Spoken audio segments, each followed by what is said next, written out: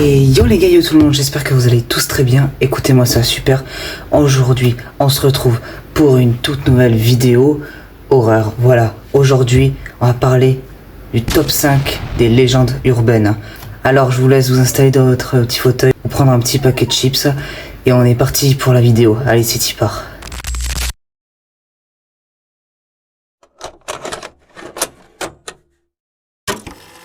Le 14 mai 2019, un utilisateur de 4chan va publier cette photo avec ce texte. Si vous ne faites pas attention et que vous no-clip de la réalité au mauvais endroit, vous vous retrouverez dans les backrooms. Un lieu où ce n'est que la puanteur des vieux tapis humides, la folie du mono jaune, le bruit de fond incessant des lumières au plafond, au bourdonnement maximum et environ 600 millions de kilomètres carrés de pièces vides, segmentées de manière aléatoire dans lesquelles vous êtes piégé. Que Dieu vous garde. Si vous entendez quelque chose errer à proximité, c'est qu'il vous a sûrement entendu. Alors cette légende urbaine, c'est celle des backrooms. Alors qu'est-ce que c'est les backrooms? En gros, imagine tu te balades dans ta ville tranquille, là tu marches, tout va très bien jusqu'à ce que tu tombes et du coup tu te retrouves dans un lieu où il n'y a ni porte ni fenêtre, il n'y a que des murs jaune, tu te trouves au niveau 0 des backrooms. Donc, pour résumer, t'es dans la merde. Parce que les backrooms, il y a des milliers de niveaux, des milliers de possibilités. C'est un endroit qui n'a aucune logique. C'est une espèce de labyrinthe où il n'y a aucune logique. Tu peux progresser dans ces niveaux au fur et à mesure. Ça peut te prendre des jours, des mois, voire même des années. Il y en a qui sont jamais sortis et d'autres qui ont réussi à sortir. Et donc, ce qu'il y a, c'est que ces gens qui n'ont pas pu survivre, eh bien, ils ont été tués. Ils ont été tués par des monstres, des entités qu'il y a dans les backrooms. Les backrooms, c'est un lieu qui est très hostile, qui est écarté de notre réalité. C'est une réalité alternative à notre monde. Son créateur, c'est le youtubeur Ken Pixel, qui travaille dans la 3D, voilà, tout ce qui est 3D, effets visuels et tout. Il a voulu recréer les backrooms à partir d'une photo qui a été publiée sur 4chan il y a plusieurs années. Il y a même Inoxtag qui a refait les backrooms dans la vraie vie. Si vous l'avez pas vu, franchement, vous devez vraiment aller la voir. Pour ceux qui sont vraiment intéressés sur les backrooms, je vous incite vraiment à aller voir également la vidéo de Feldup. Elle est vraiment très intéressante. Cette deuxième légende urbaine, c'est celle de la fondation SCP. J'avais d'ailleurs fait une vidéo là-dessus, mais je voulais la refaire parce que franchement, ça fait partie du top 5 légendes urbaines. Du coup, je voulais en reparler un petit peu. La fondation SCP, c'est une fondation clandestine qui s'occupe de maintenir et de confiner des SCP. Alors des SCP, c'est des anomalies de la nature, des sortes de monstres comme Slenderman, Cartoon Cat. Vous en avez sûrement déjà entendu parler. Voilà, c'est toutes ces petites bestioles qui traînent dans la nature, qui n'ont rien à faire. Et du coup, ils les confinent et s'occupent donc de les garder en sécurité pour pas que ça soit à la vue du public. C'est un peu comme la zone 51 qui s'occupe soi-disant de sauvegarder des extraterrestres ou je ne sais quoi, des traces d'extraterrestres, des ovnis, etc. Vous avez une vidéo de Noah Dorian qui sont très intéressantes là-dessus, voilà, qui racontent plein de choses sur les SCP. Voilà, vous avez plein de vidéos sur YouTube. La troisième histoire, troisième légende urbaine, c'est celle du Slenderman. Alors le Slenderman, c'est un grand homme qui n'a pas de visage, qui a juste une tête, qui n'a pas de forme, qui est filiforme. Il porte un grand costard noir avec une cravate rouge sang. Le Slenderman vit dans les forêts très boisées. Eh bien, la légende du Slenderman est tellement répandue qu'il y a énormément d'histoires là-dessus.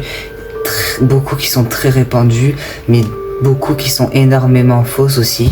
Et je vais vous raconter l'histoire qui a été la plus racontée. Alors, c'est un jeune homme dont on ne sait pas le prénom, qu'on va appeler Julien, qui va avoir malheureusement un accident qui va lui déformer le visage à vie.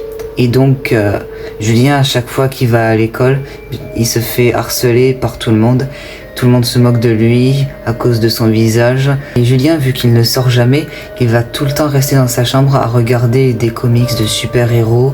Il va s'imaginer être un super-héros même. Et il va s'inventer un personnage avec un smoking noir et une cravate rouge sang. Après, les années passent et Julien a 10 ans. Et ses parents vont lui offrir un très beau vélo.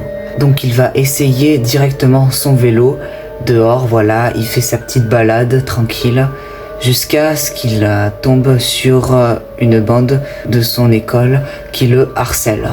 Donc ils vont frapper Julien et jeter le vélo dans le lac. Julien, après qu'il parte, il pleure vraiment toutes les larmes de son corps. Il ne sait plus quoi faire de sa vie, c'est pour ça qu'il se dirige vers le lac. Mais il se dirige vers le lac pour mettre fin à ses jours. De longues minutes se passent et on voit quelqu'un sortir du lac. Mais ce n'est pas Julien, c'est un autre homme. Grand, filiforme, avec un smoking noir et une cravate rouge sang. Julien est devenu le Slenderman. Donc le Slenderman, donc il s'attaquerait aux jeunes enfants, il les emmènerait dans la forêt où il les garderait pour l'éternité. C'est pour ça que l'histoire est liée en lien avec l'amitié. Donc Julien est associé au Slenderman parce que le Slenderman donc a besoin d'un ami et donc spécialement d'un enfant. C'est pour ça que le Slenderman kidnappe des enfants et il va jusqu'à tuer des harceleurs. La quatrième histoire de cette vidéo, c'est celle de la Dame Blanche.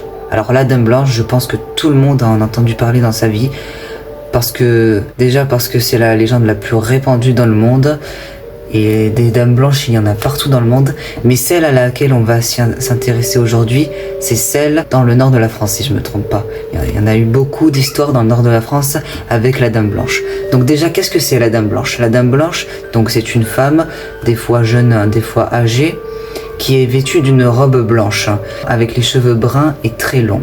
Donc il y a plusieurs histoires dans le nord, voilà, il y a eu celle du château de Puy-Martin. Donc c'est une jeune domestique qui aurait été enfermée dans une tour du château de Puy-Martin pour le restant de ses jours, hein, par un chevalier.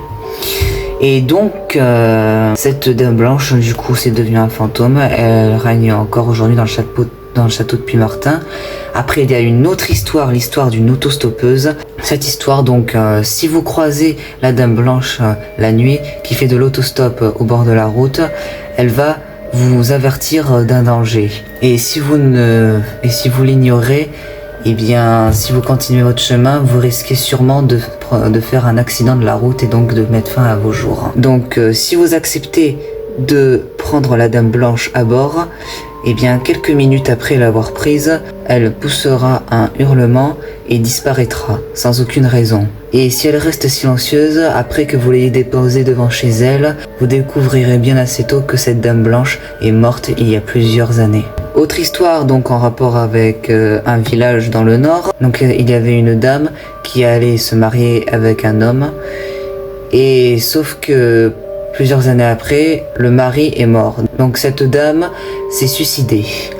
Et donc on pourrait la voir rôder à côté du cimetière, dans plusieurs maisons du village, avec des gants blancs ou des gants noirs. Si elle porte des gants blancs, c'est signe de mariage pour la personne à qui elle s'adresse. Si c'est des gants noirs, c'est que la personne va bientôt mourir. Et pour la cinquième et dernière histoire de cette vidéo, vu que cette vidéo va sortir à Halloween, je voulais en sortir une sur le thème d'Halloween. Donc vous savez très bien, Halloween est une fête celtique irlandaise, et je vais vous parler de l'histoire de Jack-o'-lanterne. Donc en voilà une petite citrouille, voilà, je l'ai appelée Zio, parce que Lucas Zio. Je suis très fier de ma connerie, je sais. Donc l'histoire remonte il y a très longtemps en Irlande. Un homme ivre qui s'appelait Jack, qui était ivre, qui était menteur, et Un jour, ce vieux Jack, en sortant d'un bar, il se promena dans une forêt et tomba sur le diable. Donc le diable, il se pointe, voilà, et il dit à Jack, je vais prendre ton âme, parce qu'il est menteur et tout, voilà. Parce qu'il est menteur, il est ivre, du coup ça va pas. Et aujourd'hui, le diable il serait pointé au moins 5000 fois, avec tous les trafiquants de drogue et tout, les alcooliques et tout, le bordel, mon gars. Le diable il serait pointé au moins 5000 fois, mon gars, frère. Ouf. Du coup, Jack, il dit au diable, oui mais avant, est-ce que tu peux me laisser prendre un dernier verre, hein. Donc le diable il est assez sympa, il l'accepte. Donc Jack, il va jusqu'au bar le plus proche et prend un verre, il prend une bière. Et donc il dit au diable, j'ai pas de sous, est-ce que tu peux me donner une pièce? Donc le diable, vu qu'il a pas de sous, voilà, il y a pas de sous en enfer, je pense pas qu'il y en ait, non. Du coup il se transforme en pièce et Jack du coup il va prendre la pièce, donc le diable, et se la mettre dans la poche. Du coup le diable il peut pas se remettre en diable, il est toujours bloqué en pièce. Et du coup le diable il le supplie de le faire sortir de la poche et il dit, je te laisse sortir à une condition, c'est que tu ne reviennes que dans 10 ans pour prendre mon âme. Alors le diable il est bien obligé d'accepter sa requête. Le diable ne revient que dans 10 ans. Jack lui dit, ok, je veux bien que tu prennes mon âme, mais je veux bien que tu me prennes une pomme sur cet arbre là. Du coup, vu que le diable il est un peu con, il est un peu comme la dernière fois, il est un peu con, il va quand même prendre la pomme. Il y a Jack qui va sortir un couteau.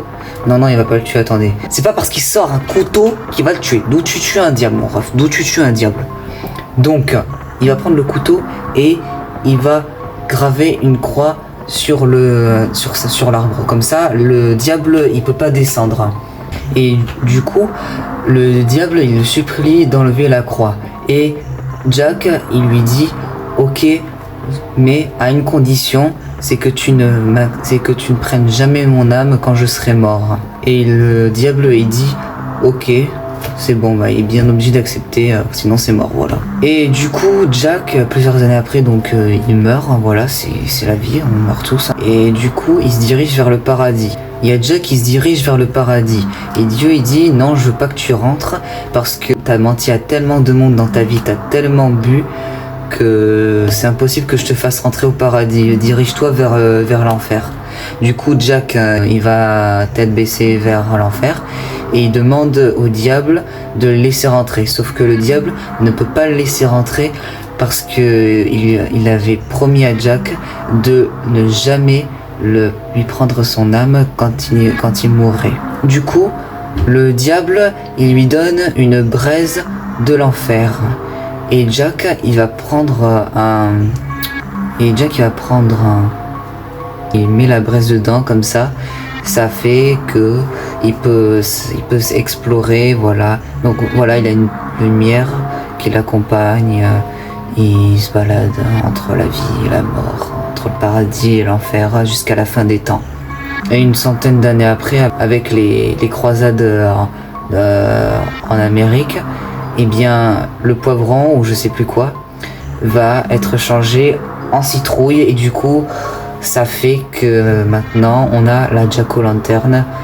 La Jack-o'-lanterne, c'est ça, du coup c'est une citrouille, voilà, comme on connaît aujourd'hui, voilà. Bon, sur ce les gars, c'est la fin de cette vidéo, j'espère qu'elle vous aura plu. Si c'est le cas, n'hésitez surtout pas à lâcher votre petit pouce bleu et à vous abonner à la chaîne, ça m'aide énormément. Et je vous souhaite un joyeux Halloween, amusez-vous bien avec vos potes, voilà.